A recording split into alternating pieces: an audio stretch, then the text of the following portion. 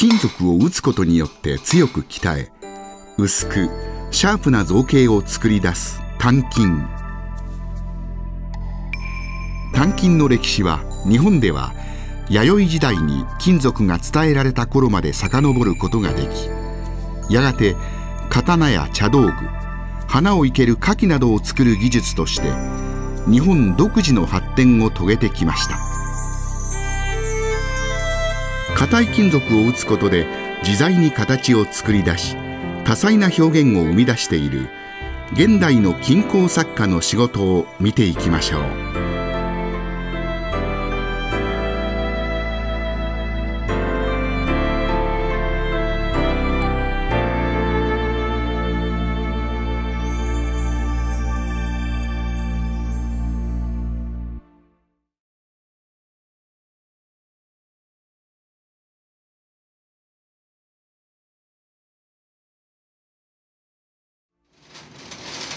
金工作家の三好正豊さん。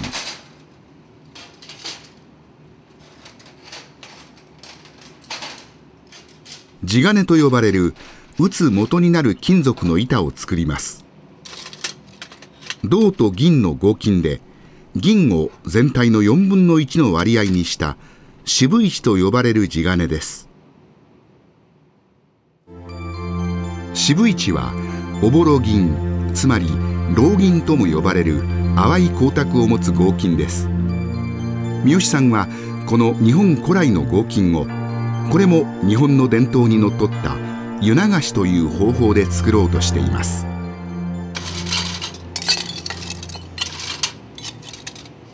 まず先に銅をるつぼに入れ、炭とコークスを炊いた炉にのせます。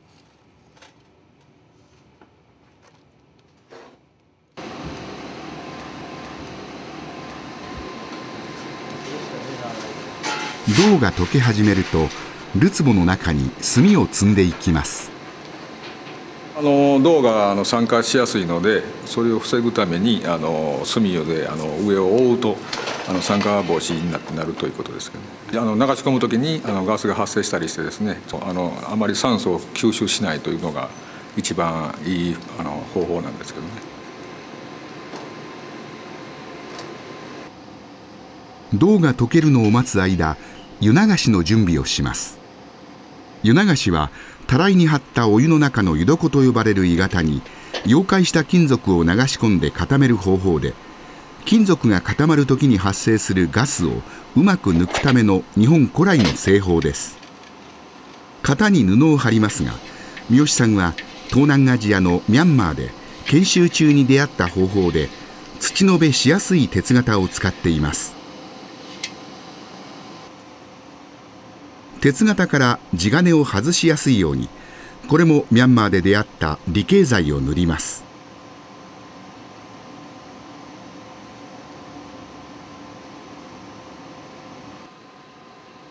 銀を入れます。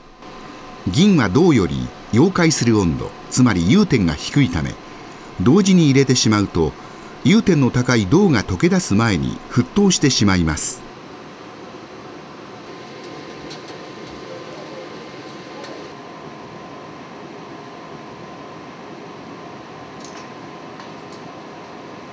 銀が溶解すると藁を入れ、上から放射をかけます。藁に不純物を付着させて取り出す昔ながらのやり方です。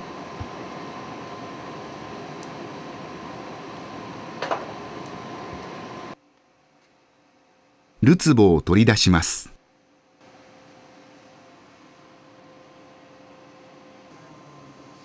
一旦るつぼにたまったガスや表面の不純物を取り除いて、湯の中の型に流し込みます。金属は湯の中でガスを放出しながらゆっくりと固まっていきます。もし冷たい水に流し込んだなら水蒸気爆発を起こしてしまいます。2分ほど過ぎると地金はもう一度水を沸騰させて固まります。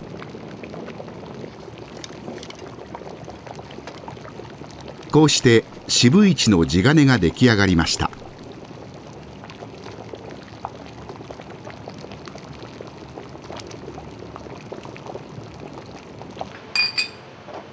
続いて地金を金槌で叩いて伸ばす土延べに入ります。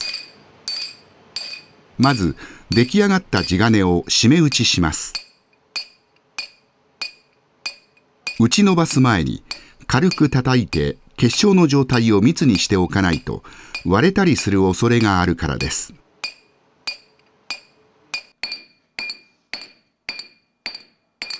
次に地金の縁を打ちます。地金は打ち伸ばしていくにつれて薄くなるので、仕上がりの寸法を考慮した縁の厚みを確保しておくために行います。これを縁へしと言います。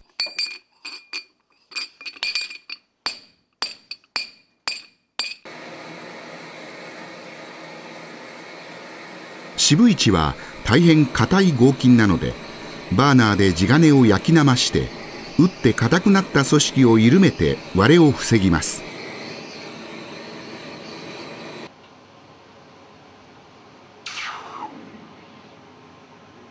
このような締め打ち焼きなましを 2,3 度繰り返してから土延べに入ります。まず地金の中央の厚みを薄くして全体に均一にします。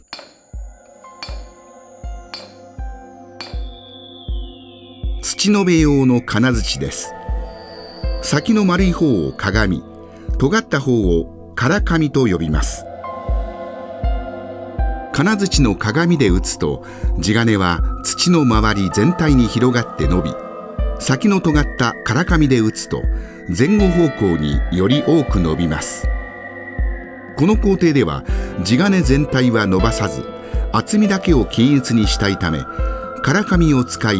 円の外側に向けて打ち厚みだけを取っています。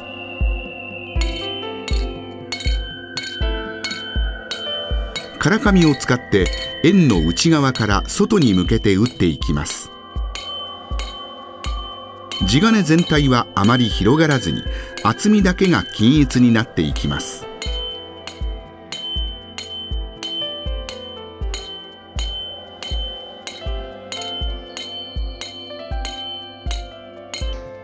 土延べの間、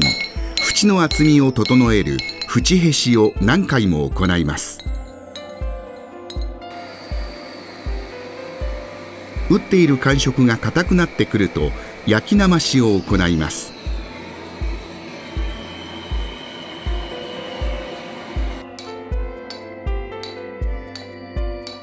こうして打ち続けていると地金の厚みだけが少しずつ取れて平らになっていきます。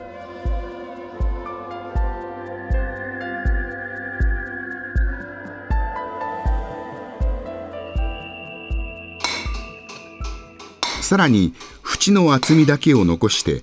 中央から薄くしていきます。足を使って地金を回しながら均等に打っていきます。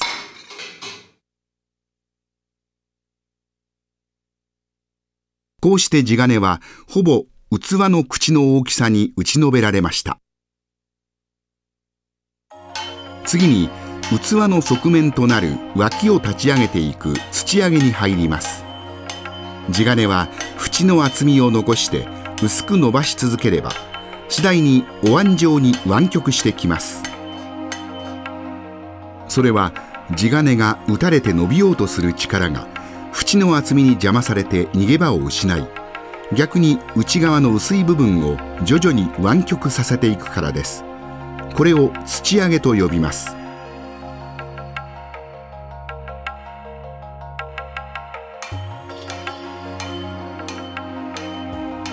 金槌の鏡を使って中央から地金を打ち延べていきます。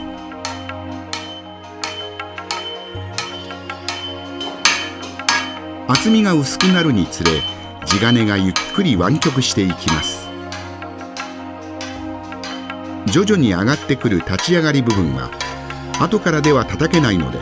この時点で所定の厚みにしておく必要があります。厚みを均一に叩いていかないと丸にもならないし、で伸びが違ってきますからね。だから最終的にこの段階でこれからこっち上がっていく時に厚みがちょうどいい厚みに叩き上げるというのはちょっと難しい、そこがちょっとこれの一番難しいところなんですけども、この大きさになった時にここが厚みが何ミリに欲しいなというのをそれを調整しながら叩いていくわけですね。だからもうこの時点で薄くなってしまったらもうダメでというか、はい、当て金などの道具を使って側面を曲げる絞り技法もありますが、三好さんはこの方法にこだわって仕事をしています。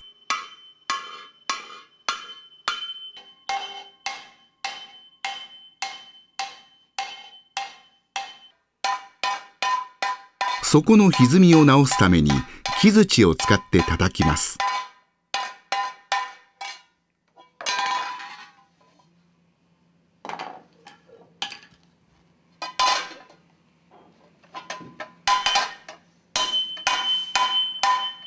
こうして毎日およそ1週間程度打ち続けていると、本体の立ち上がり部がお椀状に上がっていきます。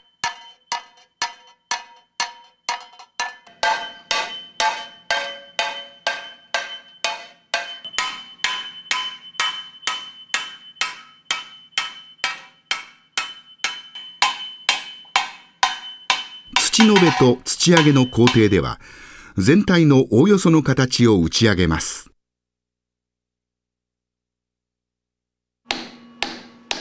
次に全体の形を整えます。当て金に本体の立ち上がり部分を当て、小さな金槌を使って打っていきます。本体の立ち上がり部分の円形を整え、寸法通りの直径に仕上げていくのです。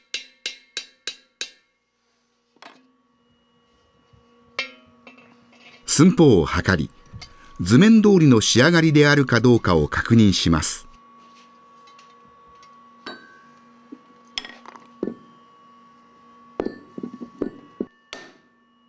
当て金を変えて、今度は口の部分より少し膨らんだ底の大きさを決めます。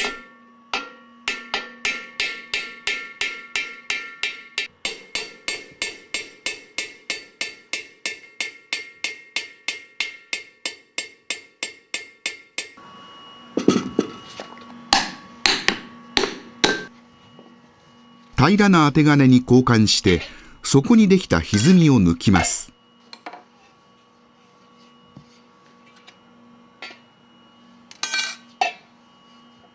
本体をかぶせて当て金との当たりを見ながら歪みのある場所を確認しています。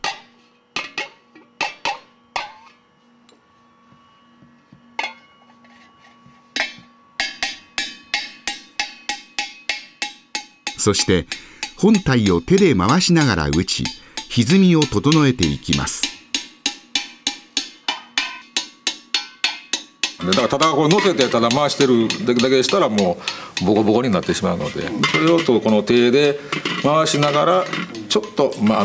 前に押さえながら回してるという、ね。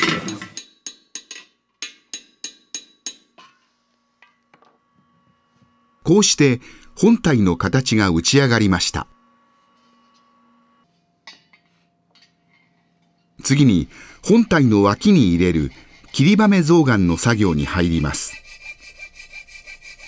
本体を切り抜き、透かしを作ります。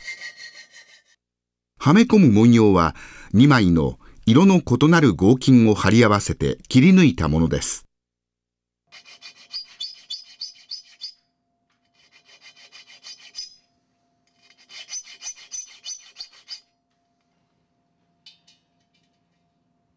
透かし部分を切り抜くと、はめ込む文様に合わせてヤスリをかけ、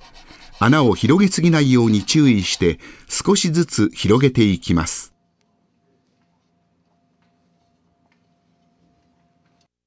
文様がはめ込まれました。次にはめ込んだ文様を表と裏の両方から打って横に広げ、本体から脱落しないようにします。後で接合するときにロウが流れ込むように、コンマ数ミリというわずかな隙間を空けるようにして伸ばします。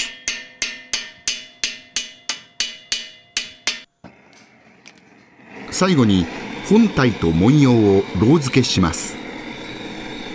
まず酸化防止用の薬品を塗ってバーナーで焼きます。型と本体の隙間に銀と真鍮の合金である銀ろうをのせます。ろうが溶けて隙間に流れ込み、文様と本体が接合されます。ろう付けができました。ハンドグラインダーで磨くと、次第にひし形の象眼模様が浮かび上がります。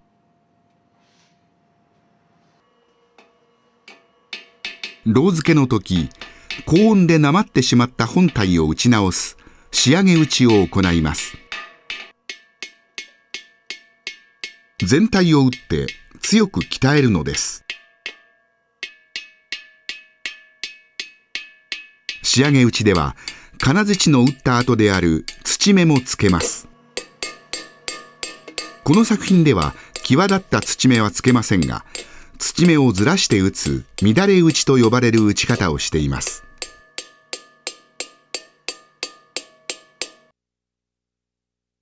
こうして全体を打っていくと、うっすらと土目が残る肌が出来上がります。バフ研まで付着した油気を落とした後、荷色仕上げを行います。これは色を塗るのではなく、緑青と硫酸銅を混ぜた溶液につけ、化学反応によって本体そのものを酸化させて発色させる日本の伝統的な方法であり、渋市の地金独特の色を引き出す重要な工程です。溶液が頃合いになるのを待つ間に、水を入れたバケツを配置します。火星ソーダを火にかけて温めます。さらに今度は大根をおろしにします。何に使うのでしょうか。三好さん流の下処理ラインが完成しました。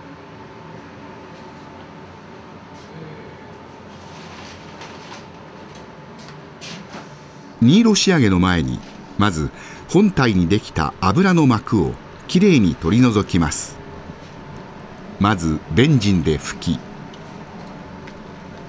次に脱脂パウダーで磨きます。油の膜が残っていると、溶液につけた時、そこだけが発色せずまだらになってしまいます。次は艶消しを行います。まずカーボンランダムと呼ばれる炭素の粉で全体を磨きます。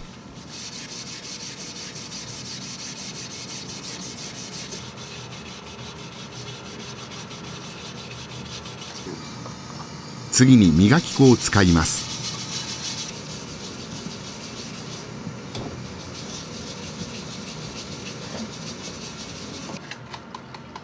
艶消しの仕上げは墨粉で磨きます。墨粉の場合は艶が出ますんでね、かすかに、だからちょっとランダムで落としすぎた艶を最後にちょっと艶をちょっと出すという感じですね。であとは脱脂作用もありますし、もともとみんな墨粉を使う人が多いですね。艶消しが終わると素早く薬品につけます。この火星ソーダも完全に油膜を取り除くために使います。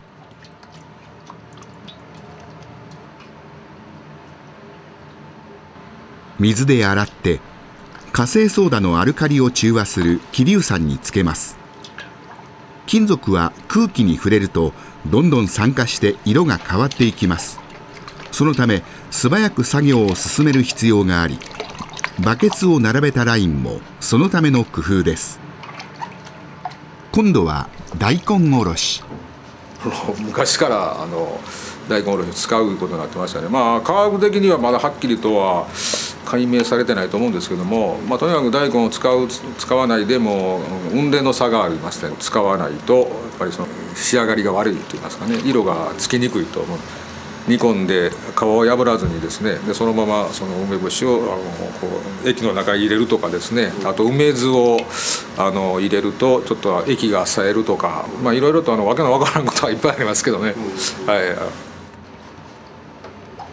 このように三好さんはさまざまな工程で伝統的な方法にこだわりながら作業を進めていきます。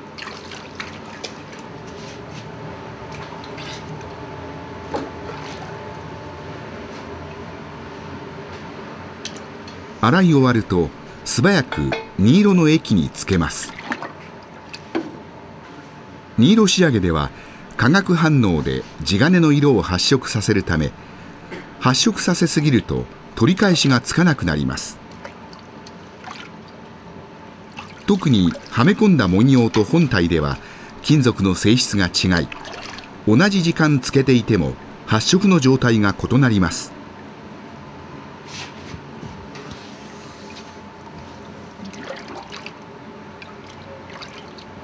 たびたび荷色液から出して色のつき具合を確認し、溶液の温度にも気を配りながら慎重に色付けを進めていきます。うまくいってても最後に入れた時に泡とかですね、そんなものがついてるとまたしみりもなりますからね。そして揚げ品にまた素早くこっちの水の方へ入れないと沸騰して温度上がってますんでね、すぐ乾いてしまってしみりになったりしますんでね、だから最後までちょっと気が抜けない作業ですね。一番緊張しますね。こうして荷色仕上げは完了しました。完成した作品は鍛金らしいシャープな造形感に、象眼した文様の古色と渋市独特の鈍い艶が凛とした雰囲気を漂わせています。